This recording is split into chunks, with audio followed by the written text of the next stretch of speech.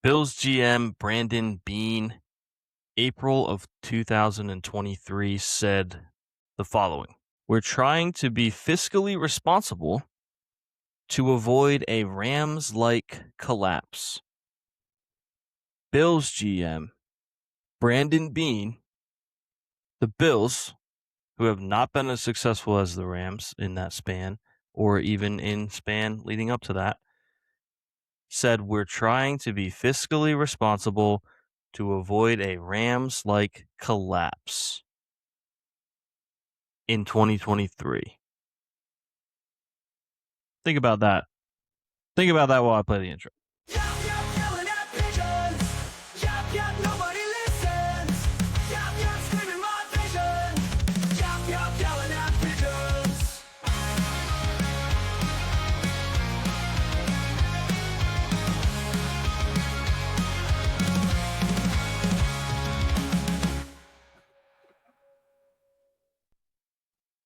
All right, welcome back to another episode of Yelling at Pigeons. Today is Wednesday, June 3rd, I think. This is episode 97. So 97, shout out to, wait, or was last week 97?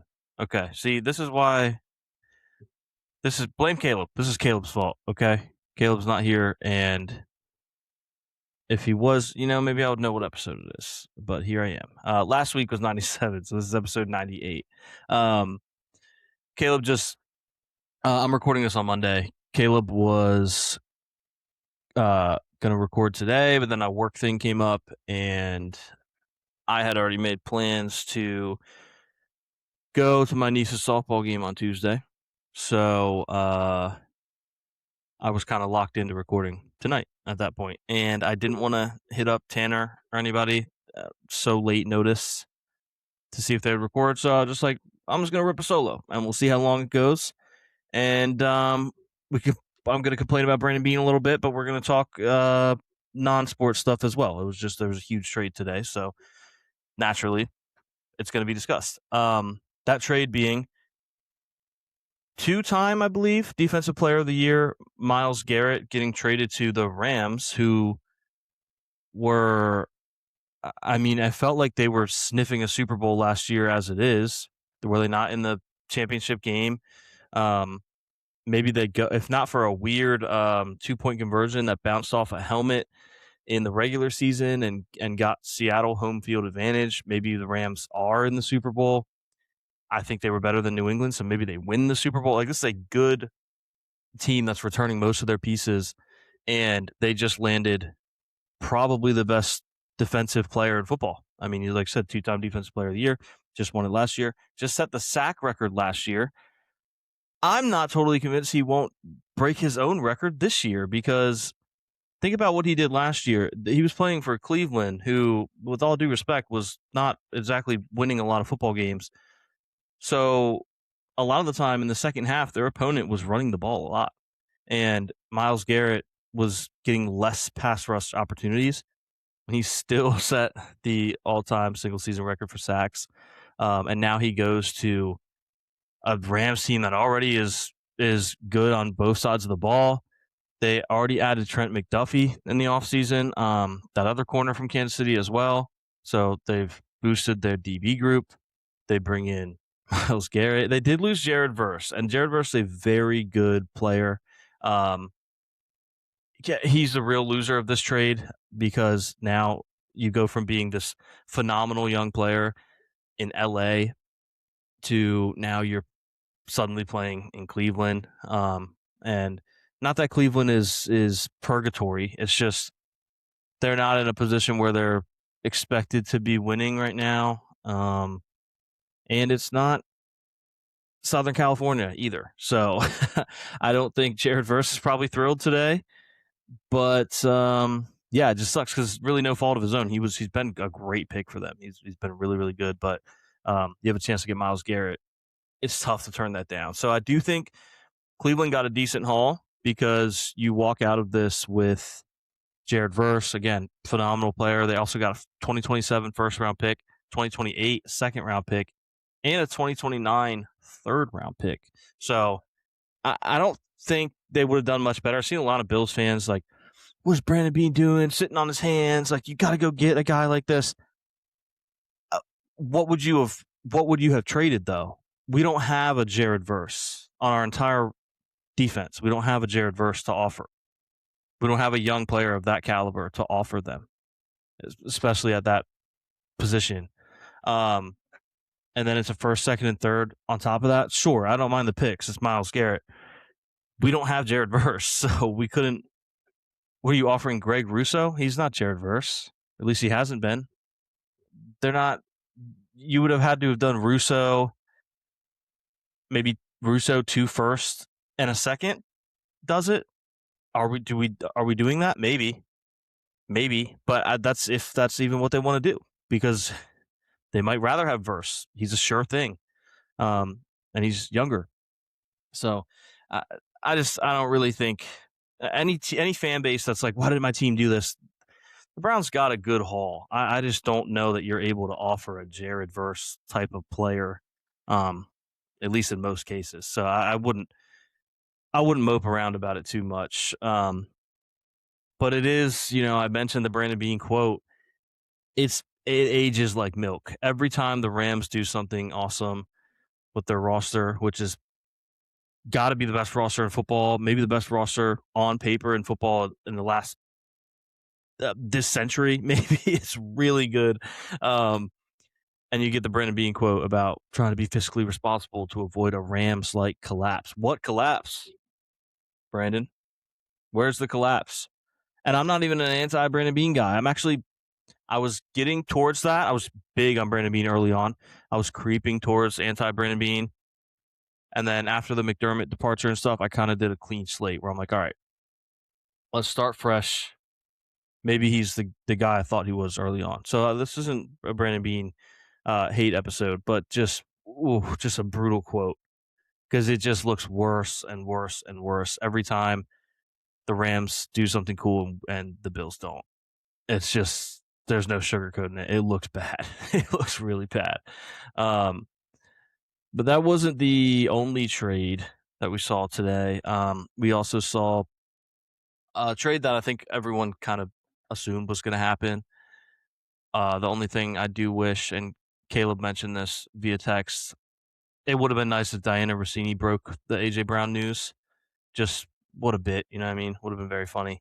Um, would have probably broke Twitter if she just came out of retirement and just tweeted the Eagles are trading AJ Brown to the Patriots for a first and fifth round pick, which, by the way, I think it's a fleece job. AJ Brown is a good player. Don't get me wrong. He's legit. He's a legit number one, but he is not getting any younger. He's needy. He makes a lot of money. I don't know how it translates with the post June 1st thing. I think New England's taking on more than if it had been before that. Um, I don't like a first and a fifth. I wouldn't have given up a first at all, let alone a first and a fifth.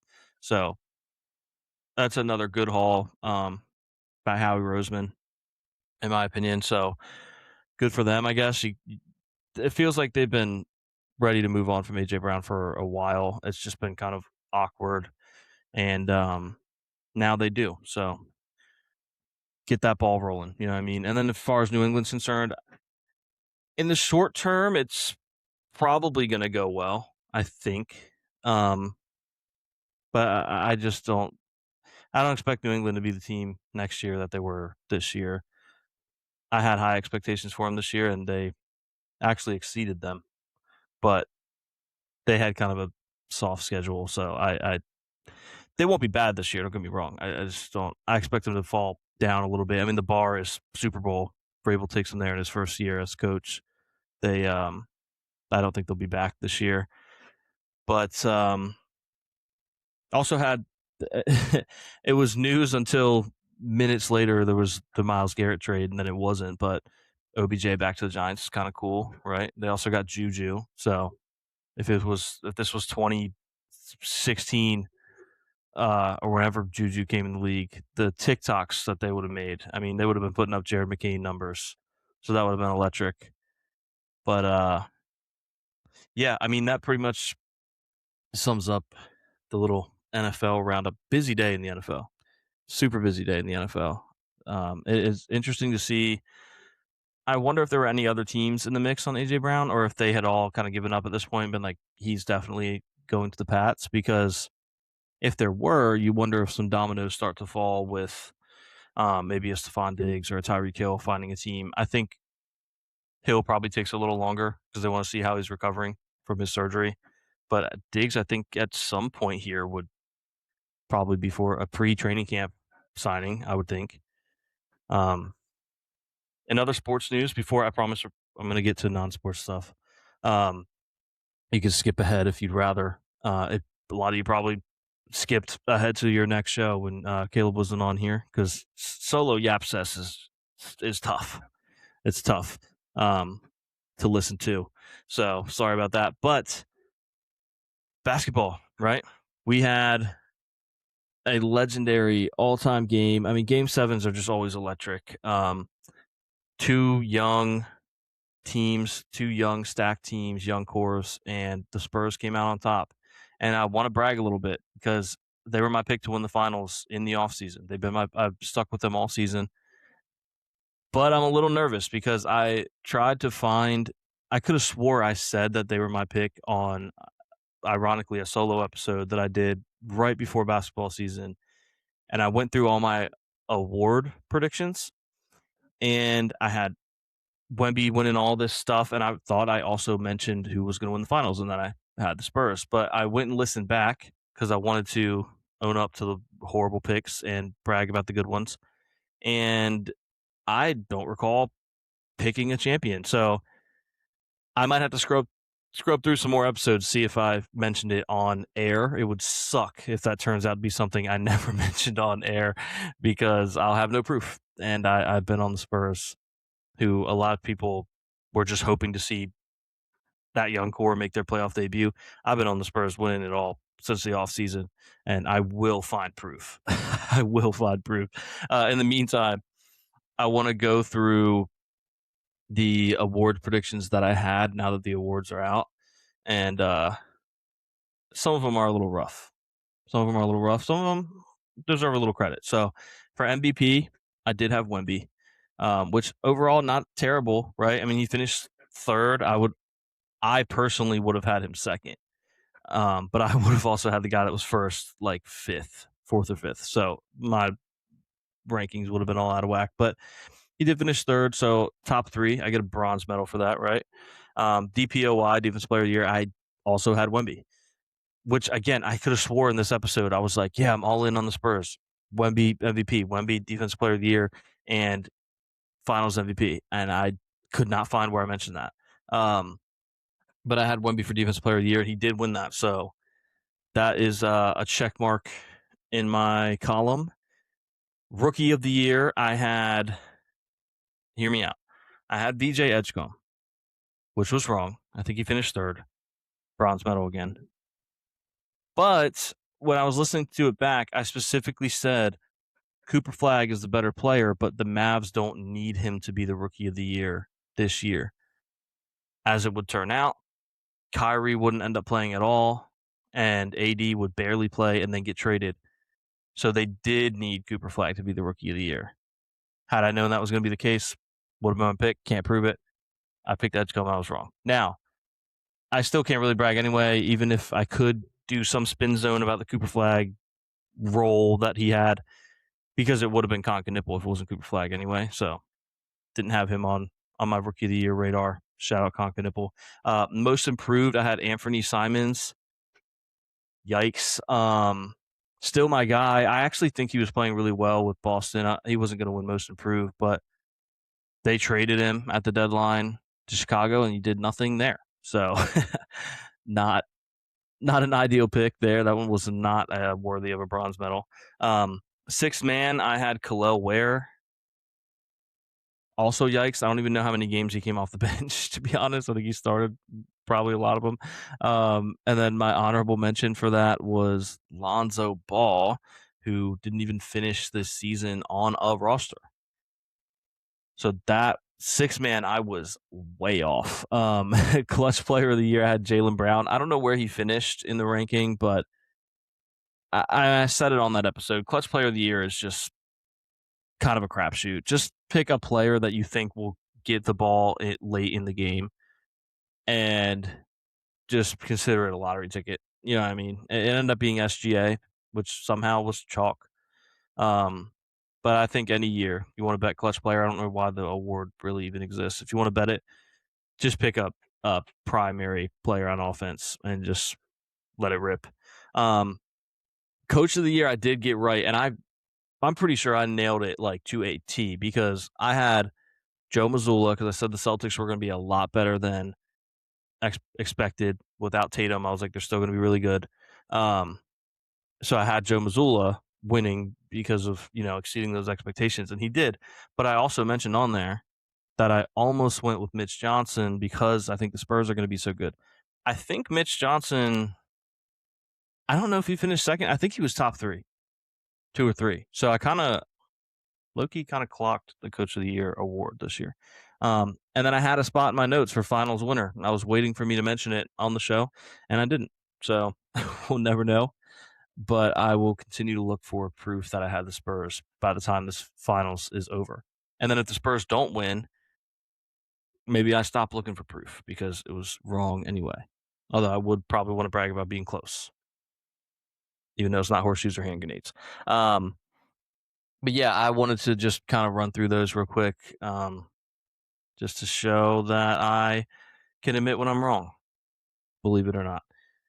So that was that. But yeah, finals. If you're listening to this on Wednesday, the finals are tonight in San Antonio. They've got the trophies back on the court. Look pretty sick, although the new trophy sucks. They ruined the Larry O'Brien a few years back. I think the Bucks were the last team to win the good Larry O'Brien. They modified it and it sucks, but still cool. But the finals needs to have that feel. It needs to look like the finals, and last year it did not. So it's gonna be really cool to have the trophy back on. Um, I think the Spurs. I still have the Spurs. I think they're gonna win. I would say Spurs in six. Now I picked against the Knicks a lot this postseason. They made me look very dumb. But for me, it kind of goes back to they played one team that I thought defended the perimeter particularly well all season in this postseason. And that team that they played was Atlanta. And Atlanta was not as good as the Knicks, not in the same realm. And they still took the Knicks to six. They did get smacked in that sixth game. I think they lost by like 53. But they took them to six because they could defend the perimeter well. And I just don't know that the Knicks can keep shooting at the level they've been shooting if they're playing against a team like San Antonio. I think that game 7 on the West was for the finals. I think either team that advanced was going to win. Now the Thunder were banged up, so maybe the Knicks come out on top against them. I don't know, but I just thought the West was so much stronger at the top this year. So I'm still riding with the Spurs. If you're looking for, I will say I did bet a sort of a value play sleeper pick for Finals MVP. Obviously, it's probably going to be Wemby or Brunson, right? If the Knicks win, probably Brunson, Wemby. I mean, it's Wemby, right? These guys won the conference championship MVPs. They'd probably win Finals MVP if their teams won. But if you're looking for value, I think OG Anunoby, and I bet this at plus 6,000. If the Knicks are able to pull it off, it's going to take someone stepping up and being the quote unquote Wemby stopper. Similar to Iguodala against LeBron, even though his numbers were really good, but he got rewarded for his impact on defense. And I think we'll see him on Wemby a lot probably, even if it's funneling him into Robinson or Cat. He's their best defender, and he is undersized, but everyone is undersized against Wemby. Like OG is great size for most people on the perimeter, but he's not a big. You know what I mean? It's like he's not supposed to really be guarding someone as big as Wemby. But no one can guard someone as big as Wemby. You're always playing a little undersized against him. So I think OG has a unique opportunity to really impact the game on defense. Not to mention, it feels like I don't know what he's averaging this playoffs, but it feels like he's scoring like 16 to 20 a game. That was just good. If he can be a Wemby slow downer at least on defense and then score 16 to 20 a game on offense, and that could be the difference in them winning, and I think he would get MVP. So I like the value at plus 6,000. Again, probably going to be Wemby or Brunson, but that's chalk. You know what I mean? So let me give you a sleeper pick and give you OG. Even though I've seen some people betting Josh Hart, I would love that, and he's capable. Like he's awesome. The all-time hustle player. He could absolutely make something happen. But I'm going with OG. If I had to give you a sleeper pick for San Antonio, it would probably Castle, which doesn't really feel that much like a sleeper. I mean, he's their second best player. Um, I'd love to sit here and tell you Sampenny or Vassell. Oh, you know what? I'll give you De'Aaron Fox. I think De'Aaron Fox is a better value play than Castle because you're not going to get a super good line on Castle. He is more likely to win it. But De'Aaron Fox, like the guy was known to play well in big moments in Sacramento. I know they didn't accomplish a lot as a team, but his fourth quarters were great. Um, he didn't really shy away from pressure, it felt like. So, kind of a mediocre last series, but I like the value on De'Aaron Fox, and I believe he's plus 10,000. So, why not let it rip? You know what I'm saying? Last thing I had on the Spurs and Knicks was just kind of an observation. I felt like with everyone glazing Wemby, myself included, is it kind of weird that we haven't really heard, like, we didn't really see like a tweet from LeBron about Wemby and like how different he is? I know LeBron fans that are listening, you're screaming at me saying rent free, rent free. I know. But my hot take of the day, it's more of a question, but is LeBron afraid of Wemby's legacy? He's afraid to start gassing Wemby up unprompted because he doesn't want to give any more fuel to the fire that doesn't need it because Wemby is capable of surpassing so many of his records. It's just can he? You know what I mean? Like he's off to such a good start. I mean, he might get his first ring at the. To be fair, I think the same age LeBron went to his first title. They got swept, but that team was not good. But he's just off to a hot start, and I thought it would have been interesting. LeBron, hashtag just my thoughts coming from a sports fan, a sports junkie, regardless of the sport that I play. I thought maybe he would share some thoughts about how good Wemby is. Maybe he did, and I missed it. Maybe he did, and I missed it. But I just thought it was interesting. So, um, that's it for sports today. For anyone that didn't want to listen to a sports rant, it is over. You made it. It only took 23 minutes, but you made it.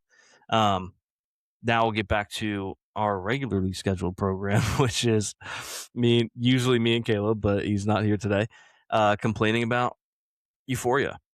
So Euphoria had its series finale this past week, and I was excited to talk about this with Caleb because I'm really curious to know if he has the same opinion. I'm going to text him after this because I was saving it for the pod, but no need at this point. I actually think for as much hate as we've given Euphoria, they accomplished something that a lot of shows don't. I actually think they crushed the finale, the series finale. It was probably my favorite episode of the series. And maybe that's because I was so ready for it to be over, which would be true. But I thought it was so good. If the whole series was like put together the way that the finale was, I would love that show. It was awesome. The finale was so good. And I'll get into a little bit of spoilers here for anyone that doesn't want it spoiled. Again, I don't really recommend watching. I wouldn't even say really. I don't recommend watching this show. It's not that good, and it's the freaks over at HBO. But if anyone does watch it and doesn't want it spoiled, this is your chance to skip ahead. I thought I'm ready for a spinoff with Oh, I feel bad for forgetting his name. Coleman. I can't remember his last name. First name Coleman. He plays Ali. The way they finished the series with Ali, he's like basically less precise and careful Dexter, but for fentanyl dealers. Like, yeah, give me a series where he goes and lives on that farm that Rue visited, but he goes out on the weekends and just takes out fentanyl dealers. That would be awesome. I would watch every episode of that because that back half of the finale that was more so about him was sick. That was the scene with Alamo in the club. So cool. Also, Marshawn Lynch getting shot in the private region was very funny. Visually, love beast mode. So I was watching the little after show, like behind the scenes stuff, and just listen to him talk about that scene. It was he's so funny. I love beast mode. Bill's legend. Um, but yeah, just a great finale. I think last chance of spoiler alert here, but people were kind of upset that Rue ended up ODing and dying. But I think it was an interesting way to end the show. I didn't have a problem with it. Um, because that's the unfortunate reality sometimes with addiction. And it's not so much that she relapsed, it's more so because you can, like, the show I think was trying to show you can beat it, and you can. And what made it so gut wrenching is that she didn't really relapse. She just was in physical pain and took this pill. But as we come to find out, Alamo purposely gave her laced pills because he found out she was talking with the DEA. So it kind of sucks because she gets painted in this image afterwards when they kind of talk to different people. Oh, well, she was a drug addict. And, it's kind of bound to happen. Right. But the reality is not that. The reality is that she was killed. Um, so I thought that was just a really interesting plot line to have in the show. And obviously, Alamo being responsible for it was crazy, which was kind of, if you think about it, it, it goes back farther than Alamo because I don't know why I'm blanking on Cassie's sister's name, but it's kind of her fault because she mentioned um, what was going on with the DEA and stuff to Maddie, who then idiotically mentioned it to Alamo. She should know better. Like Cassie's sister not knowing better, sure. Maddie should know better. She's met Alamo. Um, and that's when Alamo kind of connected those dots. So that was kind of wild to think about the chain reaction there. Also watching the post show docu short thing that I mentioned with Beast Mode, when they were talking to Alamo, it was literally the Drewski bit. I don't know if you guys have seen the Drewski bit where they play like a character from the US and then they cut to the behind the scenes and they have the strongest British accent ever. I did not know Alamo had a, like, I guess British accent. So that caught me off guard. I found that very funny because I just watched that Drewski skit recently. Um, but I mean, all in all, I thought it was a really good finale. I've seen some people complaining about it, and maybe that's proof that I just liked it because I wanted it to end. Because I have long said that it's hard for there to be good finales because I think people just don't want shows they like to be over. And maybe this is proof of that because I really liked it and I really wanted the show to end. So, um, yeah, just a really good episode. But I did learn something after the show on Twitter. Pop Base posted this quote from Sam Levinson, who I think writes the whole show or maybe certain episodes. I'm not sure. Um, but he kind of exposed we always talk about the freaks at HBO, and he exposed who they are, or at least who one of them is, because obviously it's not just Euphoria that gets kind of crazy like that. so Sam Levinson, they asked him about, writing this season, and he said, quote, "Well, it's funny. When I first wrote it, I was like, maybe we shoot all of this and we don't have any nudity. Maybe there's ways to shoot around certain things." And she being Sydney Sweeney, looked at me and she was like, "Are you kidding? I'm playing an OnlyFans model. You're telling me you're going to like skirt around it?" And I was like, "Yeah, okay, that's a fair point." Which it is a fair point. But we found one of the freaks at HBO and it was right in front of us the whole time. It was right under our nose and we never saw it. What a plot twist. Sydney Sweeney herself was the freak at HBO. Um, but there are many more. There are many more because a lot of their shows are wild like that. So yeah. Anyway, I have to give them their credit because we dogged them a lot. It was a great finale, and I can't wait to hear what Caleb has to say about that. Probably we'll talk to him about it before next week's episode, which saves you guys from having to listen to us talk about Euphoria. But fantastic finale.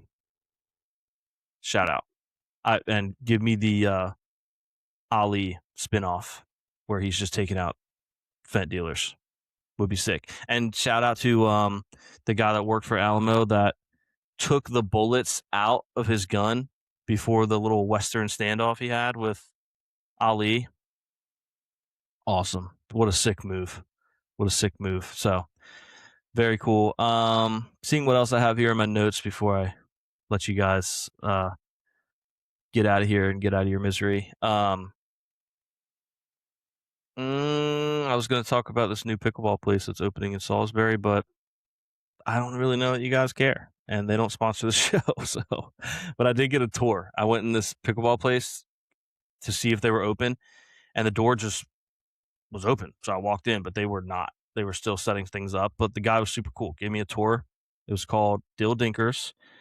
They open tomorrow if you're listening to this on release day. So in Salisbury, next to Ollie's. If you live in the area and you like pickleball or you want to learn pickleball, they have training. Go check it out. It's super cool. And Dill Dinkers sponsor the show. That would be sick.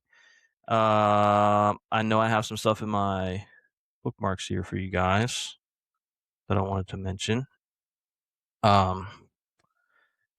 AMC. Okay, so I've been glazing Obsession the last couple weeks, as you guys know. I will glaze it a little more because they had quite an achievement this week. So they increased again on the third weekend. So first weekend they did like 17.4 million, I think. Following weekend they increased by 39%. This week, I don't know what the percentage was, but they increased again, which the report I saw says that hasn't happened to a non-Christmas wide release since 1982 when E.T. came out. So we're witnessing like actual history from Curry Barker and the gang with Obsession, which is very cool to see because movies are kind of back, which we're going to get into that in a second. Speaking of scary movies and record numbers, we had Backrooms come out this week, and I did go see it, and I was very, very excited to see it. And it pains me to say it, but I didn't like it. It's not that it was bad. It just, I wasn't that entertained. I didn't think it was a bad movie. A lot of people like it, and it's doing great, which is great to see, right? A young director, his movie, relatively low budget compared to Obsession. It's much more, but compared to normal movies, it's a 10 million budget, which is very, very low. I mean, Mandalorian and Grogu is out right now. I think it had 160 million budget, and then like another 100 million or something in advertising. So it's getting Mando's getting crushed, absolutely crushed by Backrooms and Obsession, which is really cool to see from a 26-year-old director in Curry Barker with Obsession and a 20-year-old director with Kane Parsons. Like, shout out to Kane Parsons. Again, if I'm being honest, I didn't really like Backrooms. To be completely honest with you, I dozed off a couple times. but I don't know if that was because the movie wasn't entertaining or because of the ambient sound and light in the film. Like, obviously, most of the film takes place in the back rooms, which are like this soft yellow color. And then there's this ambient noise that sounds like the light that, those big square lights and the bulbs that go in them are like lightsabers in like a department store. Picture one of those that's like very old and like probably needs to be updated to a more efficient one. And it kind of makes that hum that like it's doing that the whole time they're in the back rooms. And it put me to sleep. So I was kind of nodding in and out. So I might need to go see it again and report back next week. We'll see. Because maybe I would like it better the second time. I did go see Obsession a second time, so maybe I owe it to back rooms. Which I might see. I'm gonna be honest. I might see Obsession a third time because they pulled it from the digital release and are extending it to the 45-day release window to see how much of this run can continue, which is now has made it kind of a game. Like now I want to contribute to seeing just how good of a run we can get the movie to be on, because 3-week increase is already insane. For those of you that don't like, maybe aren't movie buffs, I'm not like a movie expert, but I've been reading a lot about them with this run because it's so historic. Most movies, the drop from week 1 to week 2 is like, I think I read like 30 to 60% depending on the film, and Obsession increased from week 1 to week 2, and then not only to do that, increase again week 3, as I said. So really, really impressive. I'm anxious to see what it does in week 4. So maybe with the extended release, it'll get in some more theaters because it's not in that many theaters. Like for me, where I'm at, the closest theater that shows it is like 40 minutes away. So I think it's only in like AMC and Regal, which aren't everywhere. And it's still putting up those numbers on a 750,000 budget, which is just insane. And then, as I said, Backrooms. I think Backrooms did 80 or 90 million the first weekend on a 10 million budget.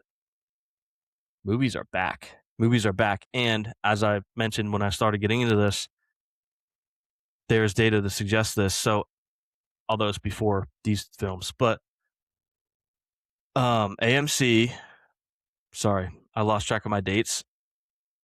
These films did come out in May, so this actually would track.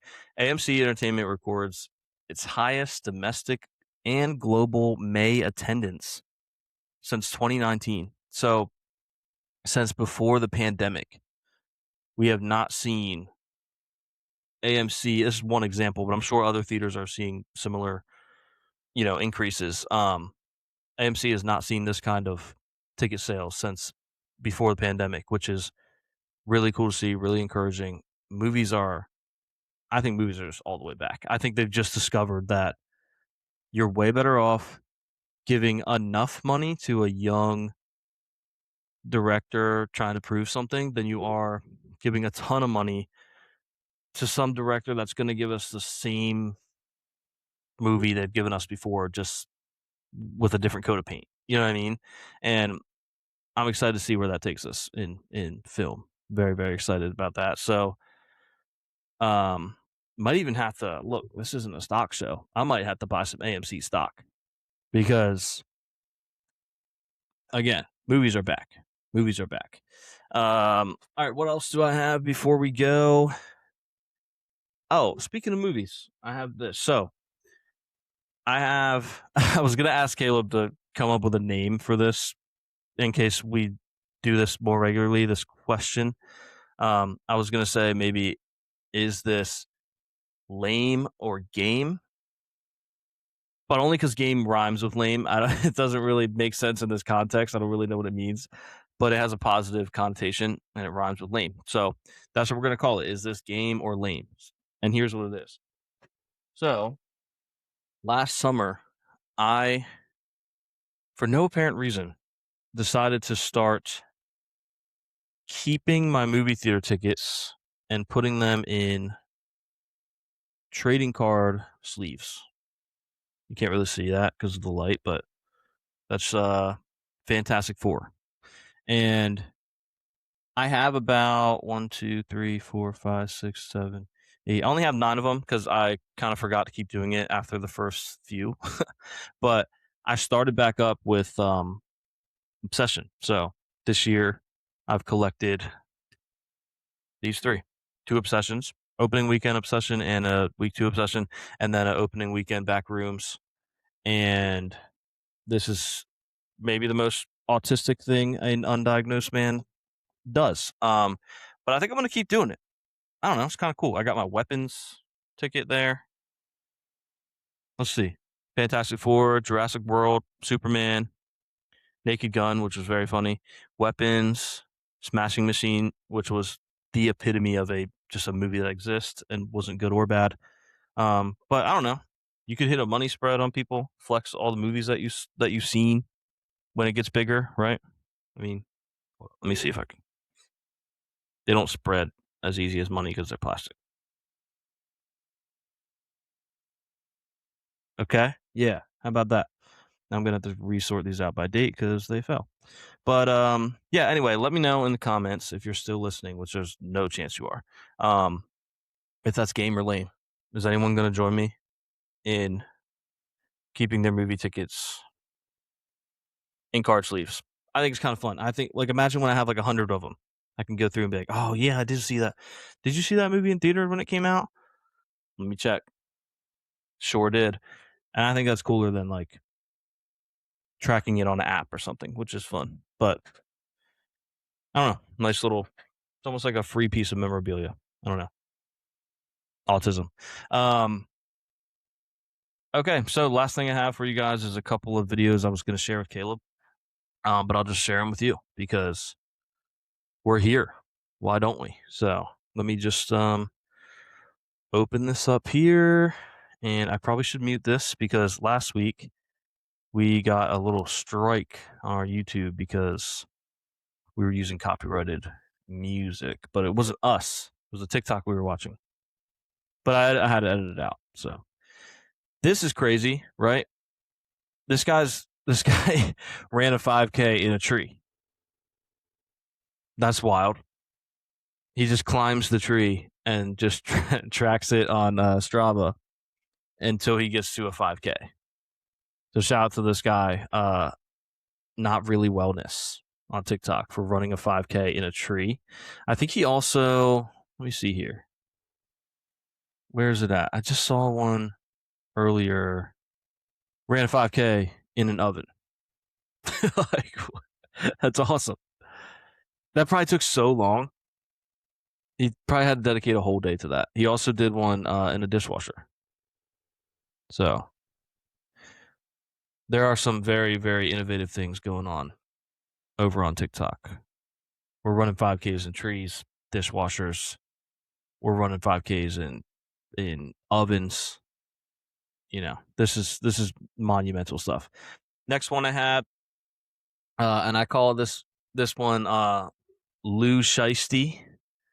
I'm gonna play a little bit of the sound because it's live music, so the YouTube thing might not pick up on it.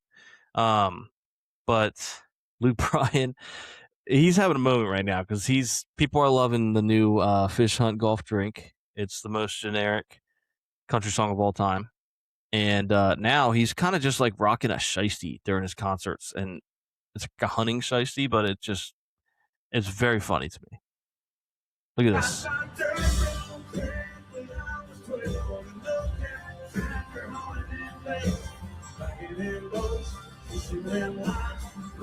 All the comments too. What's with the outfit? Like, did he lose a bet or something? Did Luke? Okay, this feels personal. Did Luke lose a bet or something? Because yeah, I probably did. I'm often losing bets. But yeah, Luke Bryan is now Lou Shiesty.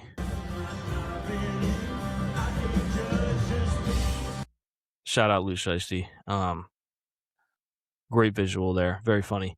And the last video I have for you guys before we go really was more so, I don't know what this will do for you guys, but I want to talk about this with Caleb. I'll just have to send it to him. There is, and it's opening in Arundel Mills, which is not in the grand scheme of things that far from me. Like I can I could scoot over to Arundel Mills in a day. It's like an hour and a half. This is called the Great Big Game Show, opening in the Arundel Mills Mall. How this is one of those ideas where you're like, how did I not think of this? How did it take until 2026 to come up with this? There's a host. It's basically like the idea of an escape room, but instead of an escape room and having like the person on the camera like can give you clues and stuff, I think there's a host and you just are playing teams one-on-one in a game show, on a game show set. That's such a good idea. How'd this take till 2026? I want to go do this so bad. It would be so cool. I wish we had a little bit more, a lot of bit more pull here at the show. But we don't get enough listeners to even attempt to have the audacity to ask something like this. But how cool would it be if we could just like record the show and put it on our YouTube, and it could be like a free promo for them and then a fun time for us. But not even close to being to that point yet. But it would be fun to just go anyway. So maybe next time Caleb's in town, we'll go anyway, or I'll just go with the fam or something. So looks very, very fun. Shout out to what was the name of it? The Great Big Game Show in Arundel Mills. Hit that up. Looks like a good time. I think that'll wrap it up. I'll save you guys the Sporkle, because solo Sporkle could be brutal. I could do a great. Hey, you know what I'll do?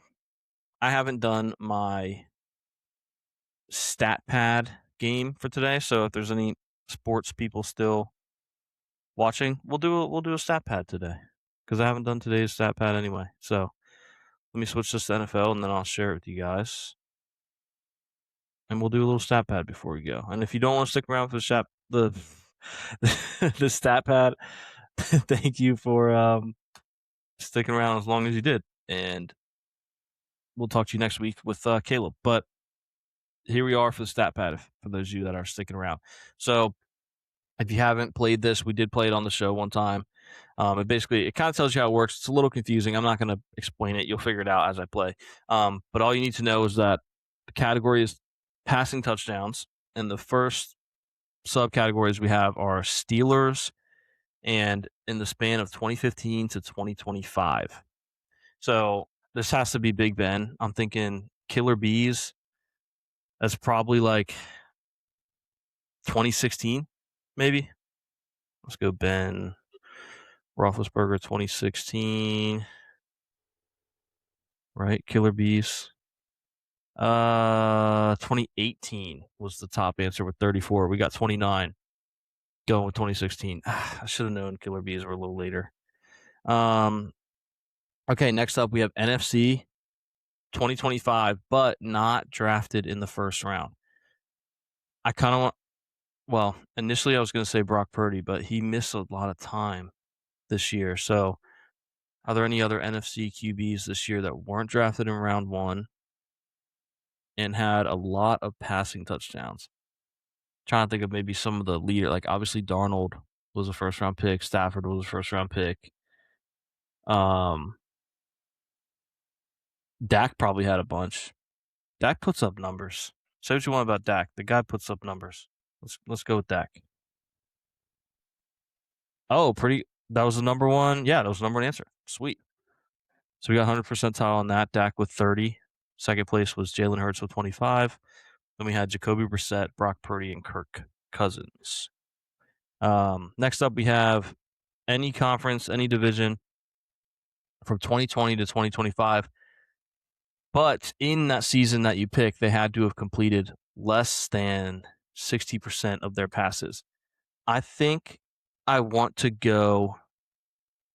This is kind of knee jerk. I'm probably going to regret it. I want to go Caleb Williams 2024, his rookie year, because I know his completion percentage was low, but I remember walking away from that year thinking he did well. Oh, okay. His completion percentage was low, but not that low, I guess. Okay. Maybe Josh Allen's rookie year, but he missed time. He didn't, and his numbers weren't like crazy. He was more of a flashes guy his rookie year. So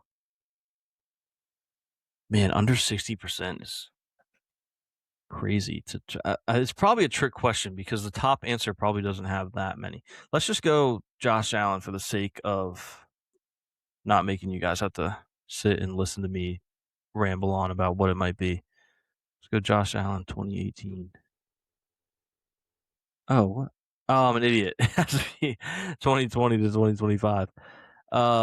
In that case, we are gonna just go to the next one and circle back while we think about it. So next we have AFC, had to be from this year, 2025, not drafted in first round. So basically the inverse of the one that we had Dak for NFC. Um, so think of guys in the AFC that threw for a lot of touchdowns this year. You had Josh Allen. I mean, he was a first round pick though. Mahomes was a first round pick. We go through the divisions: Bills, Dolphins, Jets, Patriots.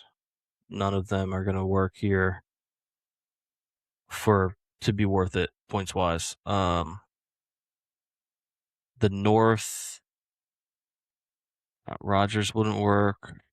Lamar wouldn't work. Burrow wouldn't work. We could get Shador, but I don't think he had a whole lot. The South, Danny Dimes was a first round pick.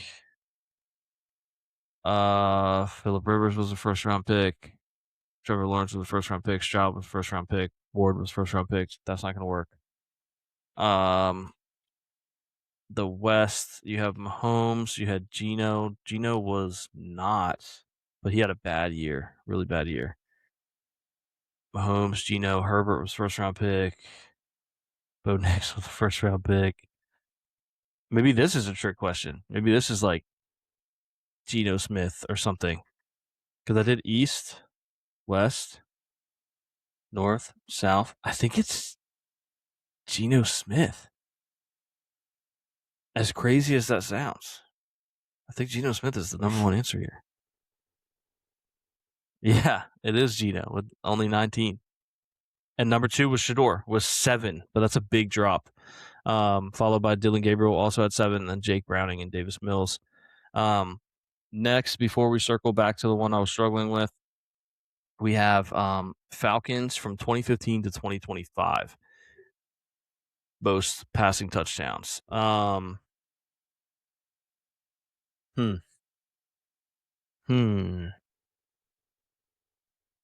We know Kirk had 10, right? Because this answer up here, it was only 10.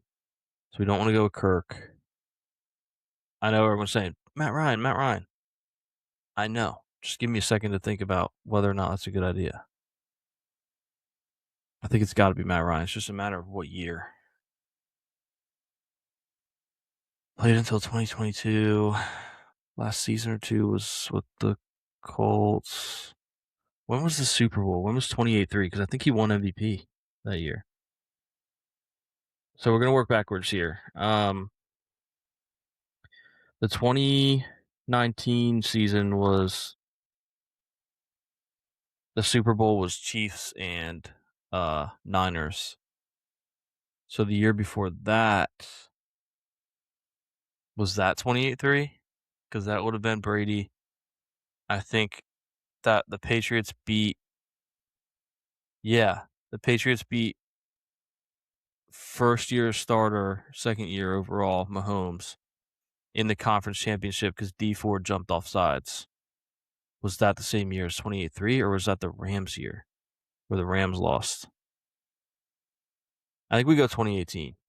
Let's go 2018, Matt Ryan. We were looking for a 2016 Matt Ryan. Was 2016 was that his MVP year? I mean, we only missed by 3 touchdowns, right? We had 2018 was 35. Top answer was 2016 with 38. So, all right, we got to nail this last one here if we want to have a good score. We have a chance to still have a pretty decent score if we can do well here. 2020 to 2025, under 60% completion. Who was not completing passes, but was just playing all year? Like, who did a team refuse to bench? Maybe they were tanking. They just would not bench this guy, no matter what. There's got to be Someone's screaming into their car, their phone, something right now with the answer, but it's not. It's just not sticking out to me right now. Under 60% really makes it tough. I'm thinking, I'm kind of thinking Kyler, maybe, but I don't know if that fits this range. It's just, I could have a lot of guesses on this because it's tough to find people that played a decent amount and had under 60%, completion percentage. Oh, what about like Trevor Lawrence? Trevor Lawrence. Like his second year, he was like, let's go third year, Trevor Lawrence. He had 60% completion. Now we're getting crazy. Now I'm just going to start throwing out names. Kyler Murray. I'm about to use so many guesses. 2020. 60, he had 60% or more. How long did it take them to throw in the towel on Will Levis? Did he get enough touchdowns? Maybe no, I was gonna say Malik Willis, but we could go with Herbert probably didn't have under 60% at any point. Baker's pretty accurate, but maybe he had a random under 60 here. 22? No, 21? No. What about 22? Ah, okay. That was the year he was in Carolina. Dang it. Okay, so I mean, we did okay. We were above the middle, 53.1%. It's not phenomenal, but I've done worse.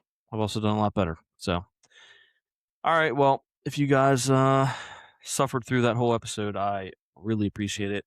And do tell me if you think the ticket thing, two things can be true at once. One, you can think it is very autistic and that maybe I should go get tested, but you can still think it's fun, or dare I even say cool, or what were we calling it? Game?